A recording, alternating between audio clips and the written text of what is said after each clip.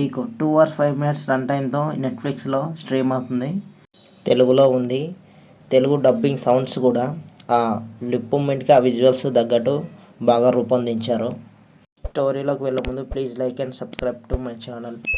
Movie చూస్తే నాకు మాత్రం స్టోరీ యావరేజ్గానే అనిపించింది.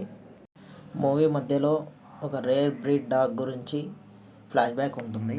మూవీలో ఏదైనా చెప్పుకోదగ్గ విషయం ఉందంటే ఈ రేర్ బ్రీడ్ డాగ్ స్టోరీ అనమాట. స్టోరీలో ఏదైనా ప్లస్ పాయింట్ ఉందంటే మ్యూజిక్ అండ్ విజువల్స్ అనమాట. కనీసం ఒక్కసారైనా చూడాలి అనుకునే వారికి ఈ 2 విషయాలు కొంచెం ఇంట్రెస్ట్గా అనిపిస్తాయి. సింపుల్ స్టోరీని అటు తిప్పి ఇటు తిప్పి ఏదో పెద్ద థ్రిల్లర్ మూవీ లాగా ప్రొడక్ట్ చేయాలనుకున్నారు, కానీ స్టోరీలో మాత్రం ఏమాత్రం మార్పులు లేవు. మెయిన్ వచ్చేసరికి ఆ డాగ్ స్టోరీ తప్పించి మూవీలో చూడదగ్గ ప్లస్ పాయింట్స్ మైనస్ పాయింట్స్ అనేది ఏం లేదు. ఒకటైతే నిజం, ఆ డాగ్స్తో ఉండే సీన్స్ మాత్రం కంప్యూటర్ గ్రాఫిక్స్తో చేశారో లేకపోతే నిజంగానే హ్యాండిలింగ్ చేశారో కానీ చాలా రియలిస్టిక్గా ఉన్నాయి ఆ విజువల్స్. మొత్తానికి స్టోరీలో చూడదగ్గ విషయం ఏంటంటే డాగ్ స్టోరీ, విజువల్స్. మీకు కూడా ఈ మూవీ చూడాలనుకుంటే నెట్ఫ్లిక్స్లో స్ట్రీమ్ అవుతుంది. చూసి ఎలా ఉందో కింద కామెంట్ బాక్స్లో కామెంట్ చేయండి.